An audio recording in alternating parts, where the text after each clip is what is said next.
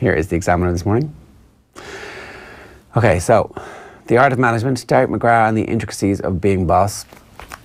This is from the coaching conference, annual coaching conference that the GA have at Croke Park.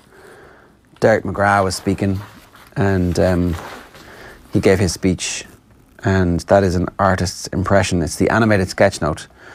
It was produced by the GA's e-learning project manager David Sweeney using the app Procreate and an Apple Pencil on an iPad Pro. It's pretty impressive because that's him. That's his note taking of it, and you can kind of see.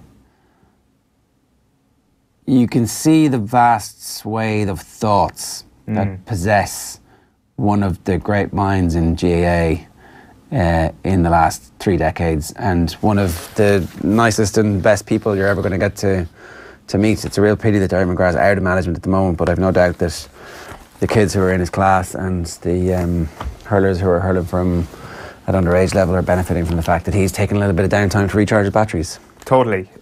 John Fogarty speaks to him in the sports section of the Irish Examiner from the coaching conference on Saturday, and McGrath kind of talks about that idea of recharging the batteries again, about getting yourself into a position where you're ready to invest emotionally in a bunch of players once again. He feels that if he went right into a county setup right now, there would be a fakeness to it, that it would be the sort of plastic relationship that he would enjoy with the players, which just further emphasises how important the people managing skills are to Derek McGrath's style of management. The way he interacts with his players is almost familial. He's like a father figure to a lot of those players, and to do that so quickly after coming out so recently from an inter-county setup, he feels would be kind of artificial, which is a remarkable thing to say, really. One of the things, you could say that there is contradictions on that artist's impression on the front page of the Examiner this morning, but in actual fact it's just a lot of nuance, saying that there is room for the egotistical while also pushing forward the idea of collaboration quite a bit. So the power of the individual and how a collection of individuals really kind of furthers the idea of the collective in that Waterford camp is clearly something that is emphasised from that illustration. Yeah. Such a pity that they didn't get over the line, because then he'd always be able to talk forever as an All-Ireland winning manager. And we are so stupid in our sport that we rate the hierarchy of achievements on the basis of the outcome of a single game and go, okay, well, you are an amazing manager and you obviously weren't as good as that manager, when actually the truth is, like, the whole point of being involved in sport is that you win and lose, and that it takes 2 great teams to make a great game. So moving on to the Irish Times, Van Gran keen to second that emotion. That's obviously a preview of the weekend's games. They have Exeter, Exeter hammered Cast, so they've got Exeter this weekend at Thomond, but O'Mahony's odds of facing Exeter are 50-50 at best. He popped a rib. We talked to Alan Quinlan about it yesterday. Ripped cartilage in my rib cage. Apparently it's very, very, very painful. Even the process of breathing would be painful with that. Yeah, and World Cup tickets are on sale, so if you're planning on going to Japan in October to watch Ireland get beaten in the quarterfinals, then are we going to start talking? We should start talking our chances down, shouldn't we? It's about time. It's about time. Well, there's a long summer to talk our chances down. We may as well get excited for now and then. Yeah, should we do the opposite of tempting fate, or do we just say we're going to win the World Cup and brazen it out? Well, either way we look at it, it's definitely up to us. Whatever we do, we can definitely look back at it and say it was our fault when Ireland inevitably lose the quarterfinal. So whatever route you want to do to take that. Just on the ticket sales, if you're an Irish sports fan who's into a range of things, that you like your rugby almost as much as you like your GAA or vice versa, or as much as you like your soccer, and you've got a kitty put away for an Irish sporting event, this is kind of it, isn't it? World Cup in Japan. The World Cup quarterfinal is probably what I'm aiming for. If I could go to one sporting event this year, or even over the next few years, and again, you'd have to be kind of a rugby fan as much as you are any other sport. It definitely is the one, isn't it? It's a chance at seeing something truly historic. So I'd imagine there'll be plenty of Irish people, and not just the usual cohort of people who follow the Ireland rugby team around the world, but kind of more people who are happy to hop on the bandwagon, if you can use that phrase, because I'm sure that they've watched them all on TV over the last couple of years. Now's the time, really, to get that money out. Yeah, and the thing is, tickets are not going to be easily got.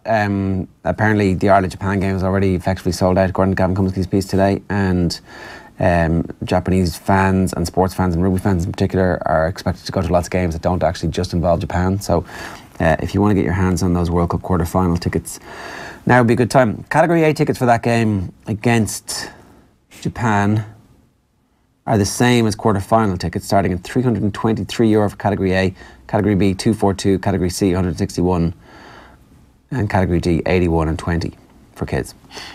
It's not cheap. It ain't cheap. £300 for a ticket. The London games, or the UK games for the last one, were fairly expensive as well, if I recall. Yeah, I think there's a lot of World Rugby and host nation deciding on prices, and it's like, yeah. We know most of these tickets will be bought by corporate entities. Did they sell out loads of those games in England? Actually, I can't really remember. I get the sense that there was emptiness for a lot of the crap games, but I'm sure that's always the case at the Rugby World Cup. But I'm sure anything involving the 5 good nations in the 6 nations and the tri-nations all went close to capacity at all times. I see David Wagner has stepped away by mutual consent from his role at Huddersfield. Entirely unpredictable. No one could ever have predicted that with Huddersfield staring down the barrel of relegation, they would no longer be managed by David Wagner.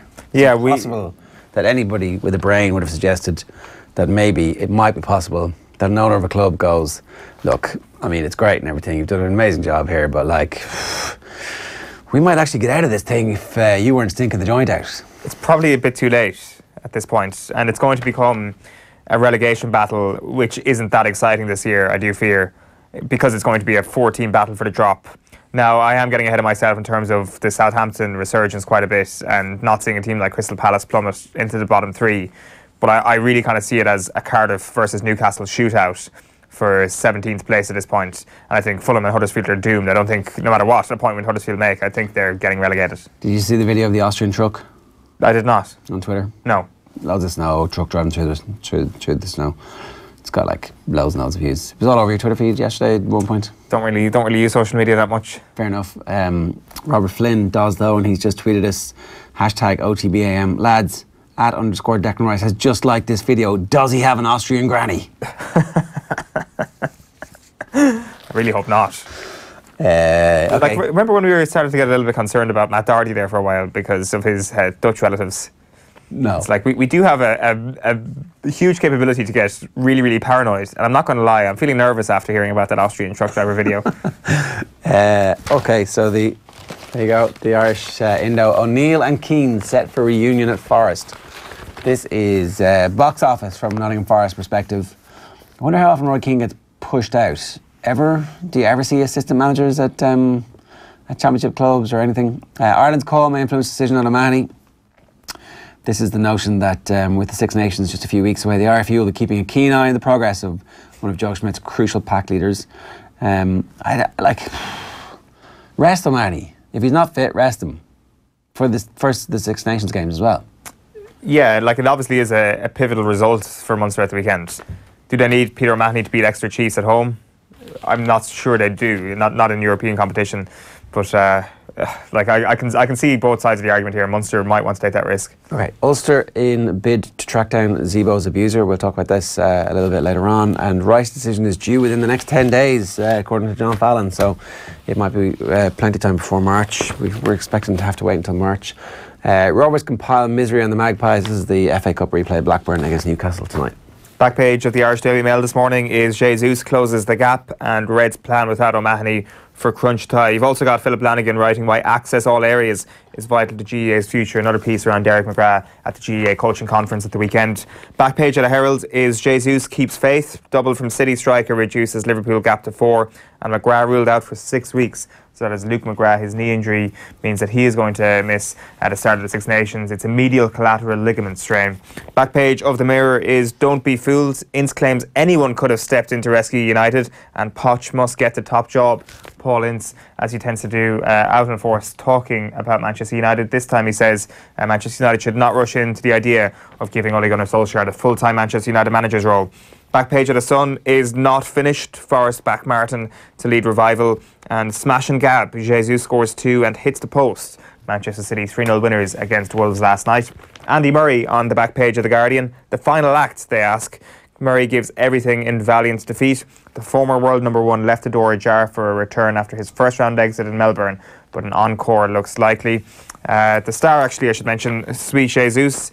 Gabriel dials up double to pile pressure on Poole. The Star joins the Star as well. Kingdom giant Kieran Donaghy is their new football columnist. And then finally, the front page of the Daily Telegraph sports section, beaten but unbowed. If that was my last game, it was a brilliant way to finish, says Murray, after his first round defeat. All right, we'll keep you up to date with everything that's going on in the world of sport with Darren in just a little while.